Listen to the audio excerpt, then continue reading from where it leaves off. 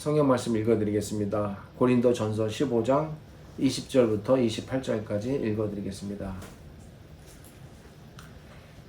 그러나 이제 그리스도께서 죽은 자 가운데서 다시 살아나사 잠자는 자들의 첫 열매가 되셨도다. 사망이 한 사람으로 말미암았으니 죽은 자의 부활도 한 사람으로 말미암는도다. 아담 안에서 모든 사람이 죽은 것 같이 그리스도 안에서 모든 사람이 삶을 얻으리라. 그러나 각각 자기 차례대로 드리니 먼저는 첫 열매인 그리스도요, 다음에는 그의 강림하실 때에 그리스도에게 속한 자요, 그 후에는 마지막이니 그가 모든 통치와 모든 권세와 능력을 멸하시고 나라를 아버지 하나님께 바칠 때라. 그가 모든 원수를 그 발 아래에 둘 때까지 반드시 왕노릇 하시리니 맨 나중에 멸망받을 원수는 사망이니라. 만물을 그의 발 아래에 두셨다 하셨으니 만물을 아래에 둔다 말씀하실 때에 만물을 그의 아래에 두시니가 그 중에 들지 아니한 것이 분명하도다. 만물을 그에게 복종하게 하실 때에는 아들 자신도 그때에 만물을 자기에게 복종하게 하신 이에게 복종하게 되리니 이는 하나님이 만유의 주로서 만유 안에 계시려 하심이라. 부활이 그리스도를 믿는 믿음의 본질이요 핵심이기 때문에 지난 주일부터 부활에 대해 말씀을 드리고 있습니다. 지난 주일에는 오늘 본문 앞부분의 말씀을 통해 그리스도의 부활이라는 제목으로 말씀을 드렸습니다. 오늘은 지난 주일의 본문에 이어지는 말씀으로서 지난 주일에 말씀을 드린 그리스도의 부활을 근거로 오늘은 신자의 부활에 대해 말씀을 드리고자 합니다. 그래서 오늘 설교의 제목은 신자의 부활입니다. 지난 주일에 말씀을 드린 바와 같이 고린도 교회는 부활을 믿지 않는 사람들이 있었습니다. 바울은 이에 만약 그리스도께서 부활하지 않으셨다면 그리스도를 믿는 믿음과 그리스도를 위해 받는 고난과 그리고 그리스도에 의해 받는 구원이 모두 헛것이 되는 것이다 라고 앞부분 12절 13절에서 말하였습니다. 이에 바울 사도께서는 그리스도께서 죽은 자 가운데서 다시 살아서 잠자는 자들의 첫 열매가 되셨다라고 선포함으로써 본문의 말씀이 시작됩니다. 여기서 살아나셨다라는 말은 우선 과거에 살아나셔서 지금까지 계속 계신다는 말씀입니다. 시제상으로는 살아나셨다라고 되어 있어서 우리 신자분들께서 그렇게 이해는 안 하시겠습니다만 과거에 살아나셨고 지금은 아니다가 아니라 이것이 과거 동사로 쓰였지만 그 살아나셨음이 현재도 지속되고 있음이 이 안에 들어있습니다. 그리고 이 말은 또 문법적으로는 수동태로 쓰였습니다. 우리말 성경은 능동태로 이게 지금 기록이 되어 있어서 예수님께서 스스로 어떤 자신의 그 무엇으로 살아나신 것처럼 이렇게 기록이 되어 있습니다만 이 말은 정확히 말하면 그리스도께서 스스로 살아나신 것이 아니라 누군가가 죽으신 그리스도를 살려내셨다라는 말의 의미가 이 안에 담겨 있습니다. 그리스도를 살려내신 그 그분은 바로 아버지 하나님이십니다. 그러므로 여기서 살아나셨다라는 말은 그리스도께서 하나님에 의해서 살아나심을 받았다. 즉 하나님께서 살리셨다. 하나님께서 부활시키셨다. 라는 의미가 이 안에 들어있는 것입니다. 그렇다면 그러니까 이렇게 먼저 의미를 정리하고 나야 여기서부터 출발이 돼서 이제 나머지의 의미들을 우리가 순차적으로 풀어 나갈 수가 있는 것입니다. 여기서 그러니까 주어가 이 주도권이 하나님께 있는 겁니다. 이제 이렇게 생각을 정리하고요. 그러면 하나님께서는 왜 그리스도를 살아나게 하셨을까요? 이제 여기에 대해서 우리가 생각해 보는 겁니다. 여기에는 중요한 두 가지 목적이 담겨 있습니다. 하나님께서 그리스도를 살려내신 첫 번째 목적에 대해서 사실은 지난 주일에 말씀을 드렸습니다. 그것은 예수님께서 십자가에 달려 죽으신 것은 예수님을 믿는 모든 사람들의 죄를 사하시고 신자들의 모든 사람들이 마땅히 받아야 할 죽음의 형벌과 물론 우리는 저희가 신자들이 되어서 이제 거기서 면책을 얻었습니다만 죄의 심판으로부터 구원하시기 위함이었습니다. 이 모든 것들이 십자가의 죽음을 당하게 하신 목적이었습니다. 그런데 예수님의 이 십자가의 죽음이 얻어내려고 하는 이 목적을 달성하려면 예수님을 믿는 신자들을 그 십자가의 죽음의 목적에 맞게 죄의 심판과 죽음의 형벌로부터 건져내실 수 있는 효력을 발생시키기 위해서 필연적으로 따라야 하는 일이 있었습니다. 그것이 바로 예수님의 부활이셨습니다. 바꿔 말하면 만일 예수님께서 부활하지 않으셨으면 이런 모든 목적을 가지고 그분이 십자가에 달려 죽으셨어도 아무리 그분을 또 믿었어도 그 효력이 발생이 안 된다는 겁니다. 이것이 바울 사도께서 가지고 있는 부활에 대한 논리입니다. 오늘 본문 앞부분에 기록되어 있듯이 만일 그리스도께서 부활하지 못하셨다면 예수님의 그 십자가에 얼마나 고통스럽고 처절하게 죽으셨습니까? 그럼에도 불구하고 그것은 안타깝고 슬프고 허망한 죽음으로 끝날 수밖에 없다는 겁니다. 그 어떤 구원의 효력을 신자들에게 발생시키지 못한다는 겁니다. 바로 이런 이유 때문에 즉 하나님께서는 아들이신 예수님의 그 십자가의 죽으심이 헛된 죽음으로 끝나지 않고 그 죽음의 목적이 모든 신자들에게 효력을 발생시키도록 하시기 위해서 다시 말씀드리면 하나님께서는 아들이신 예수님의 죽으심이 그를 믿는 모든 신자들에게 죄사함과 구원의 효력을 발생시키도록 하시기 위해서 3일 만에 그 죽음에서 부활시키셨다는 것입니다. 그러니까 다시 살아나셨다라는 말 속에는 이런 목적을 가지고 하나님께서 예수님을 부활시키셨다는 그런 예수님 편에서는 수동적인 의미가 되겠습니다. 그 일을 하신 분이 하나님이시다라는 것이 여기서 지금 강조되고 있는 겁니다.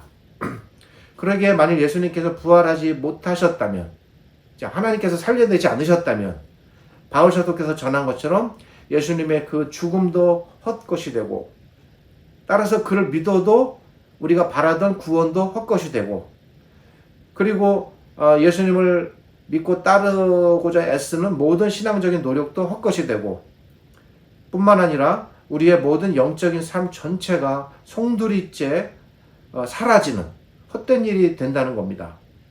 그러기에 신자의 구원에 있어서 우리가 잘 깨달아야 할 것이 십자가의 죽음을 잘 아는 것만큼 중요한 것이 그리스도의 부활이 갖는 의미와 그리고 그것이 갖는 십자가의 죽음과의 연관성입니다. 이것이 절대적으로 매우 중요하다는 겁니다.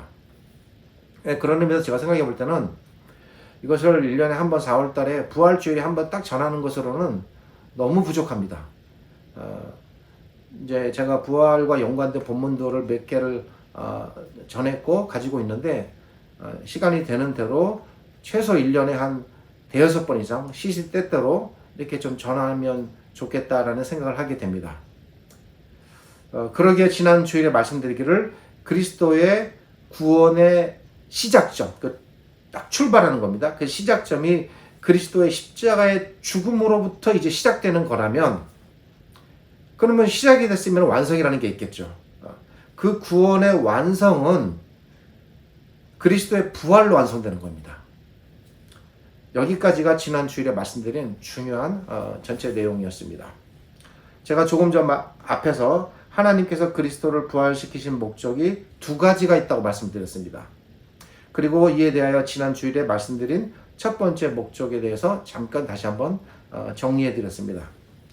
그렇다면 하나님께서 그리스도를 살리신 두 번째 목적이 명백하게 있는데 그것이 본문에 제시됩니다. 그것이 무엇일까요? 하나님께서 그리스도를 부활시키신 목적이 첫째는 말씀드렸듯이 그리스도의 십자가의 죽음이 신자의 구원을 완성시키기 위한 즉 참 효력을 발생시키기 위한 것이었다면 여기 플러스 1입니다. 하나님께서 그리스도를 부활시키신 두 번째 목적이 있는데 그것은 바로 하나님께서 그 그리스도의 부활을 통해서 신자들을 부활시키기 위함이라는 겁니다. 이것이 대단히 중요한 것으로 본문에 등장합니다.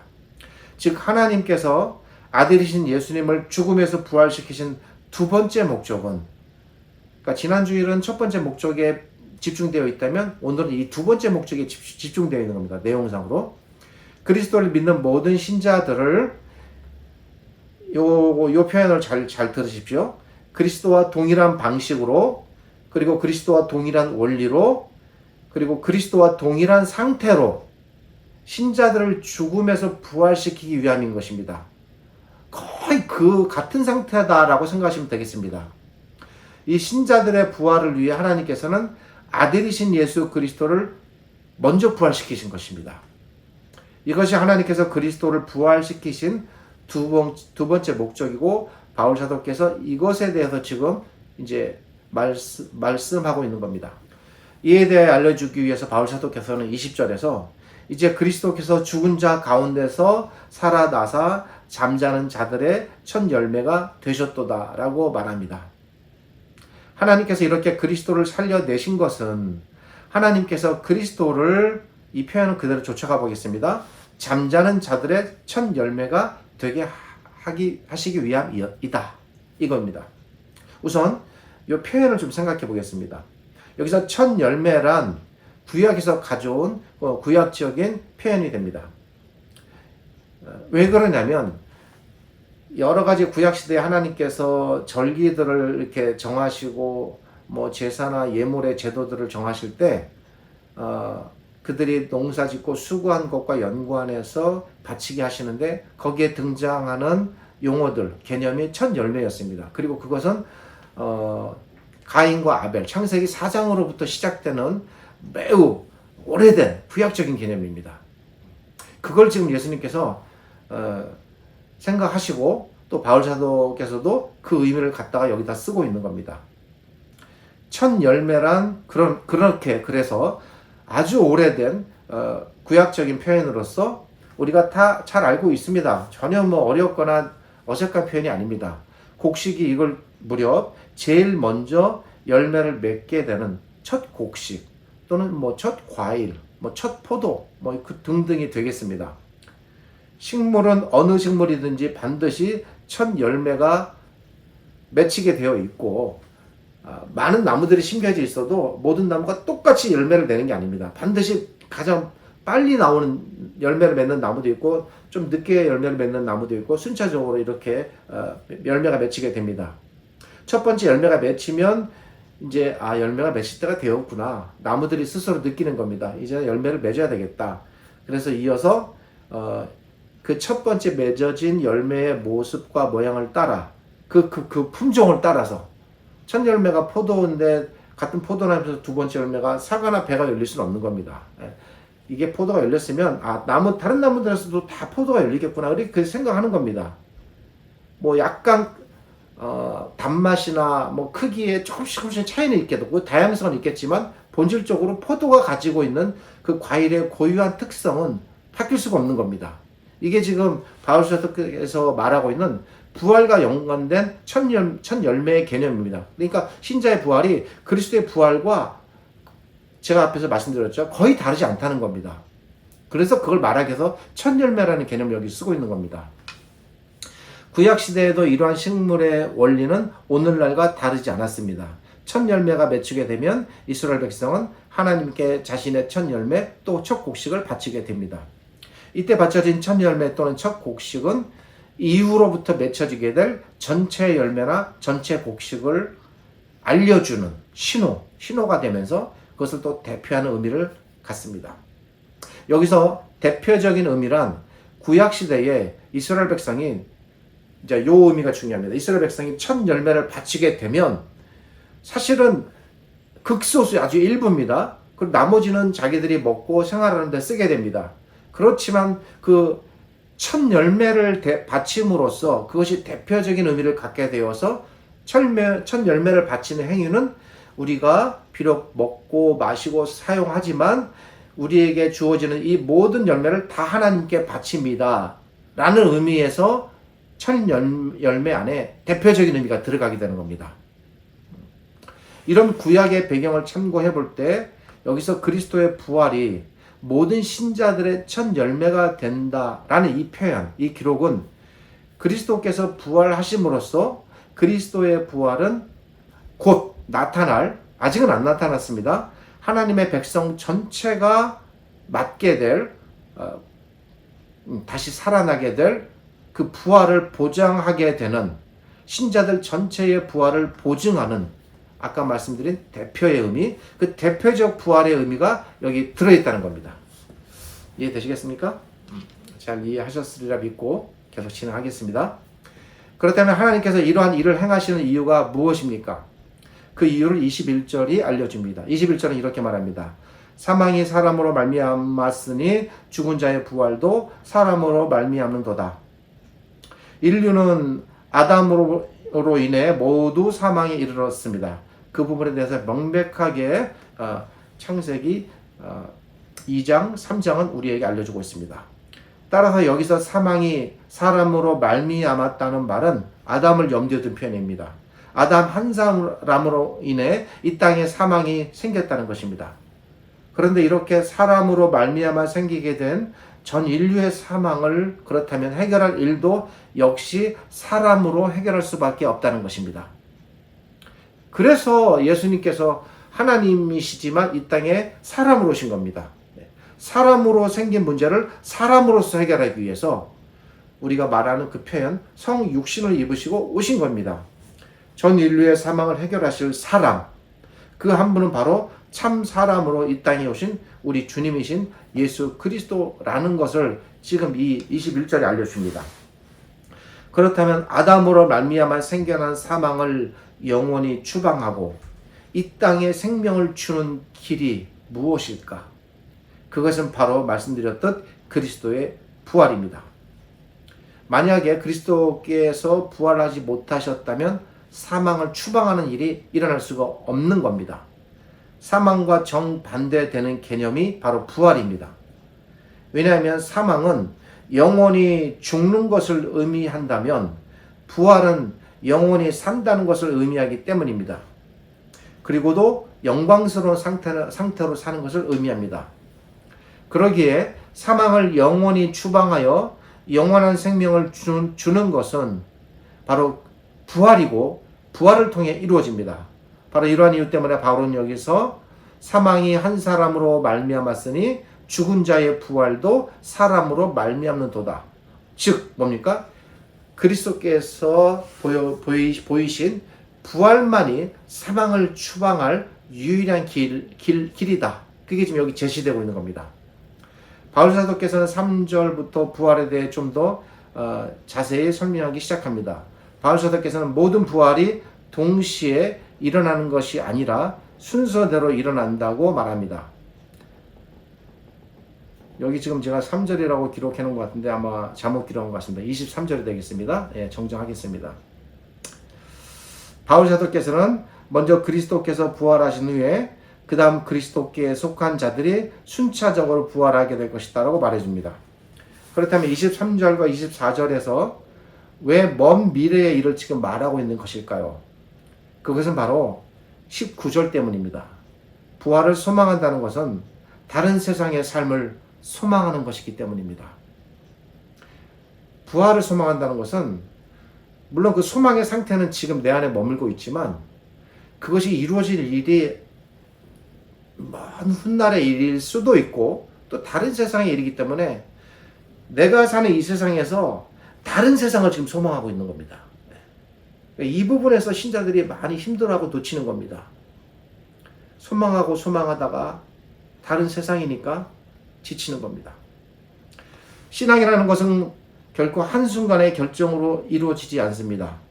신앙은 하나님을 대상으로 하여 그분을 지속적으로 신뢰하고 따르는 일을 통해 점차적으로 그리고 때로는 매우 느리게 완성되어가는 과정이다라고 볼 수 있습니다. 이렇게 하나님을 믿고 따르는 신앙의 지속을 위해 꼭 신자들에게 필요한 일, 그것은 바로 신자가 먼 미래 그리고 다른 나라에서 일어날 부활을 생각하는 겁니다.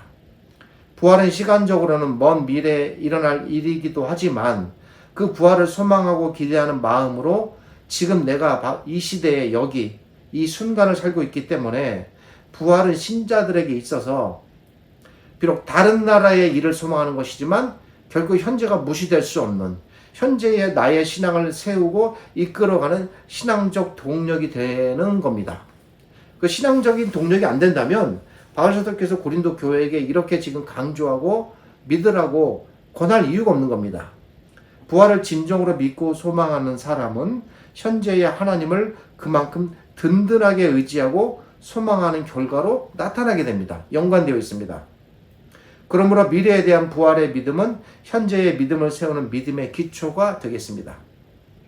그래서 바울 사도께서는 먼 미래에 일어날 부활을, 다른 세상에서 일어날 부활을 지금 고린도 교회에게 너희가 지금 살고 있는 너희 현재의 삶 속에서 소망하라고 지금 말하고 있는 겁니다.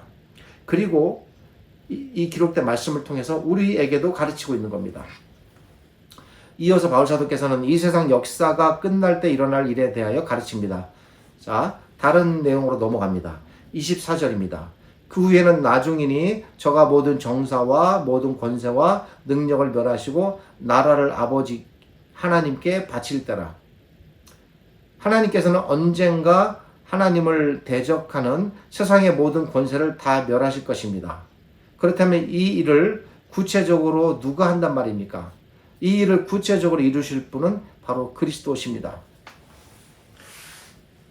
오늘 본문의 내용을 구약의 시편을 조금 읽으시고 이렇게 아시는 분이라면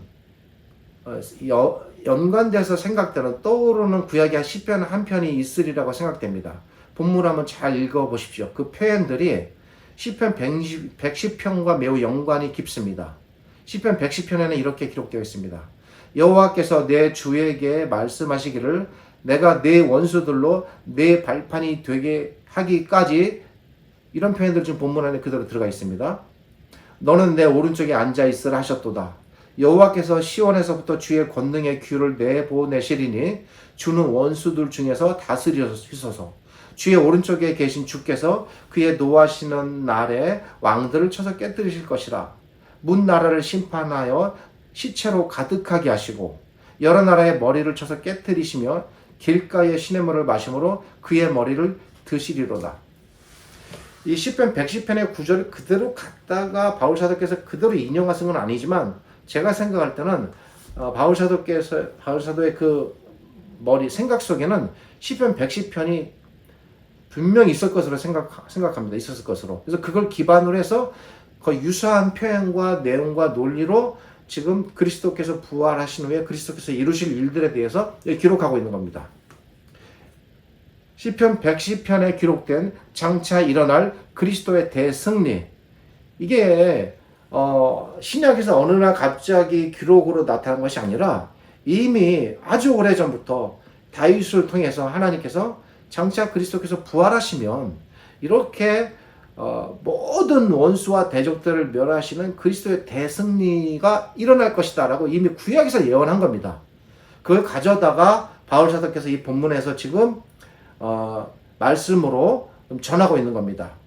그리스도께서 이루실, 이것은 지역적이나 어떤 제한적 승리가 아니라 전체적이고도 우주적이고도 영원한 승리입니다. 이 그리스도의 대승리가 무엇으로 이루어지냐? 바로 그리스도의 부활을 통해서 나타난다는 겁니다. 이런 구약적 기록의 말씀을 근거로 해서 25절은 하나님을 대적하는 세력들이 그리스도께서 강림하실 때까지 점차적으로 정복당하게 될 것이다 라고 말해줍니다. 이게 중요합니다. 부활하시는 순간부터 정복이 시작됐습니다. 예? 만약에 십자가에서 죽으시게만 하고 부활을 못하셨으면 정복하는 일이 시작이 안 되는 겁니다. 근데 부활하심으로써 그때부터 이제 사탄의 모든 세력들을 정복하고 점령해 나가는 일이 온 세상에서 진행이 되기 시작했습니다. 2000년 전에. 그리고 지금까지 진행이 됐고, 언제까지 진행될 것인가? 그리스도께서 강림하실 때까지, 강림하시면 그 모든 정복이 완성된다는 겁니다. 그러니까 이 과정을 우리가 생각해야 합니다. 26절에서 바울은 마지막으로 멸망받을 대상은 사망이라고 말합니다. 이 독특한 표현입니다. 멸망받을 대상을 이게 생명체인데 생명체를 지금 무생명체인 것처럼 사망이라는 말로 표현했습니다. 그 사망이 영원히 사라진다는 겁니다. 또한 이 말은 사망을 이 땅에 가져와서 사람들을 모두 그 사망 안으로 몰아넣고 빠뜨린 사망의 주범. 그러니까 이 주범을 지금 사실 이 주범은 생명체입니다. 사람이든지 뭐 영적인 존재든지 생명체인데 이 생명체를 지금 사망이라는 마치 무생명체인 표현을 썼습니다. 그러니까 이 사망이라는 의미 안에는 그 생명체가 들어가 있는 겁니다. 사망의 주범인 사탄도 사망과 함께 멸망받을 것이 여기 지금 들어가 있습니다. 의미가. 사망의 주범인 사탄이 멸망받음으로써 결국 사탄의 가장 강력한 무기, 여러 가지 무기가 있습니다. 뭐 질병도 있고, 뭐 사람의 정신적인 그 고통도 있고 여러 가지 있겠지만 사탄이 가지고 있는 가장 궁극적이고도 강력한 무기는 사망입니다. 근데 그 사망까지도 사탄과 더불어 흔적 없이 사라지게 될 것이다 라는 것입니다. 이렇게 된 후에 모든 세상의 만물이 결과적으로 그리스도의 발 아래 있게 될 것이다 라고 27절이 말해줍니다.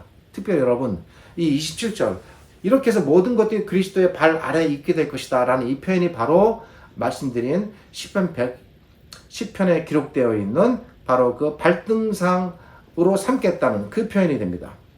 이어서 28절에서 바울 사도께서는 하나님께서 만물을 그리스도 아래 복종하게 하신 일이 이렇게 있은 후에 그리스도께서도 마지막으로 하나님께 복종하게 될 것이다 라고 말합니다.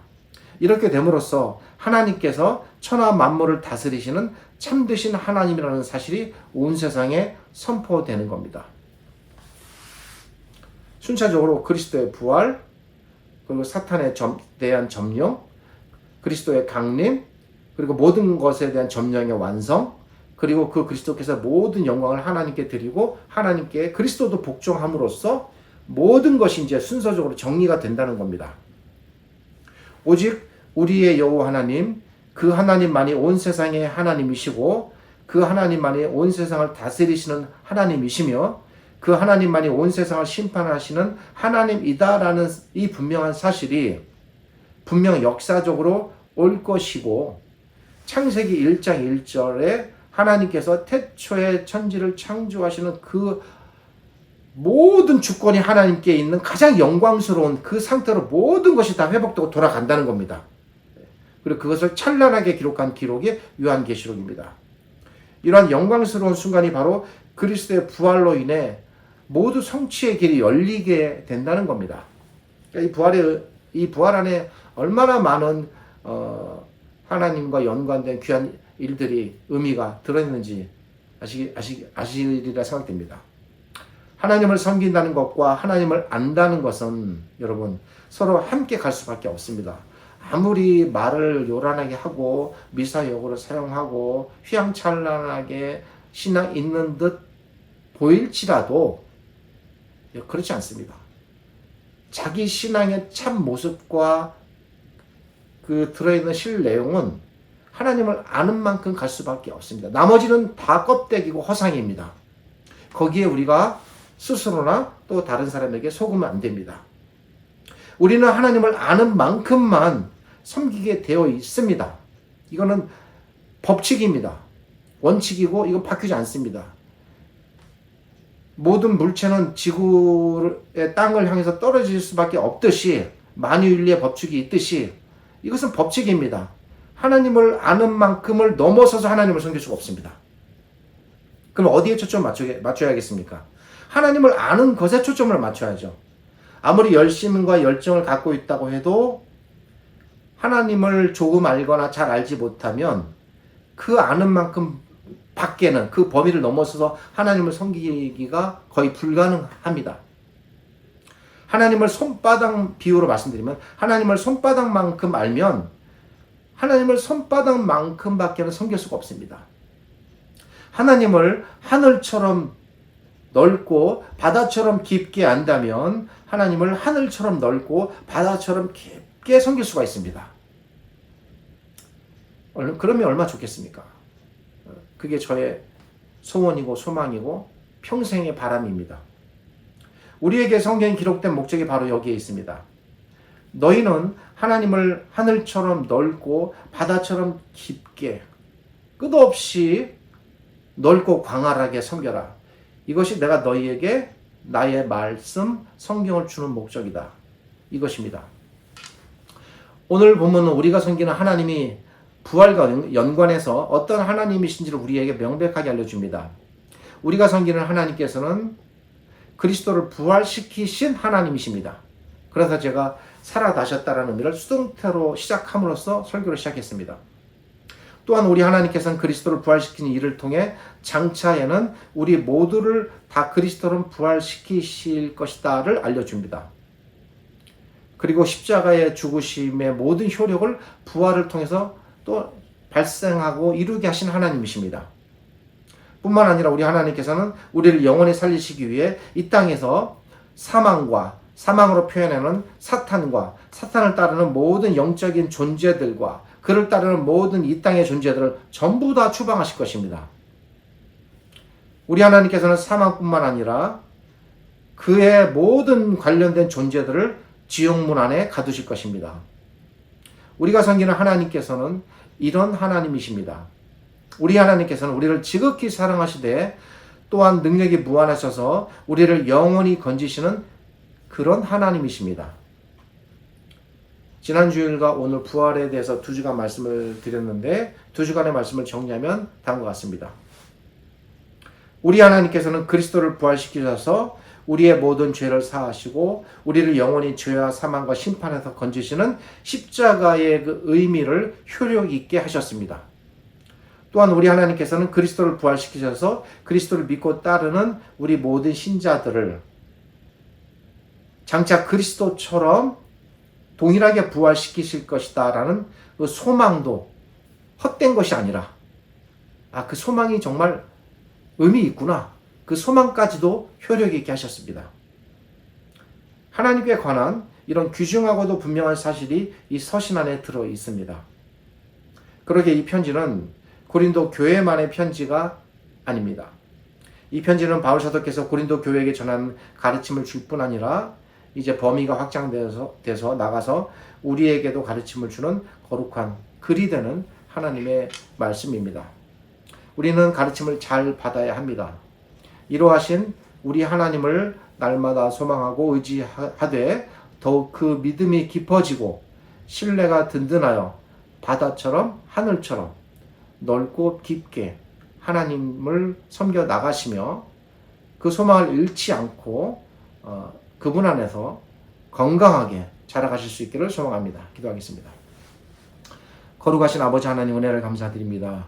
지난 주일과 오늘에 이어서 하나님의 말씀을 생각하게 하시고 나누게 하시는 이 크신 은혜를 베풀어 주심을 감사드립니다. 그리스도의 부활 안에 담겨있는 의미에 대해서 생각해 보았고 우리가 그 의미를 잘 알아 마음에 새기고 정말 하나님을 잘 섬겨 나가는 그런 복되고 귀한 신자들이 되기를 바랍니다. 지금은 우리 주님 예수 그리스도의 은혜와 저희를 지극히 사랑하시는 아버지 하나님의 크신 사랑과 부활에 관해 기록된 이 말씀으로 우리를 일깨우시고 하나님의 건강한 자녀로 이뤄서 나아가도록 이끌어 주시는 성령 하나님의 함께 하심이 이 말씀을 진정 하나님의 말씀으로 받아들이고 마음에 잘 기록하여 품고 이 말씀을 붙잡고 부활에 대한 소망과 신앙으로 나아가는 우리 모든 신자들에게 하나님께서 주시는 은혜가 넉넉하고 가득하고 넘쳐나시기를 우리 주님 예수 그리스도의 이름으로 축복하며 기도드립니다. 아멘.